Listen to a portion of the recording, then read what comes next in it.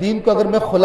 دین ہے ہی نہیں جو کہتے ہیں یہاں پہ مرضی کرتے رہو، آخرت میں ادھر سے شفاعت ہو جائے گی، یہ ہو جائے گا، وہ ہو جائے گا، یہ دھوکے کے سوا کچھ بھی نہیں۔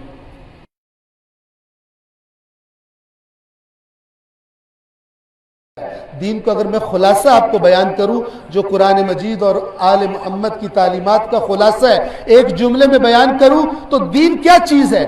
دین اس قانون کو کہتے ہیں جو آپ سے آ کر کہتا ہے کہ اگر تو دنیا میں میرے مطابق زندہ رہے گا تو آخرت میں تجھ سے وعدہ کرتا ہوں تیری نجات کا سبب بنوں گا۔ وہ دین ہے ہی نہیں جو کہتا ہے یہاں پہ مرضی کرتے رہو، آخرت میں ادھر سے شفاعت ہو جائے گی، یہ ہو جائے گا، وہ ہو جائے گا، یہ دھوکے کے سوا کچھ بھی نہیں۔ اس بات پر باور نہ ہو،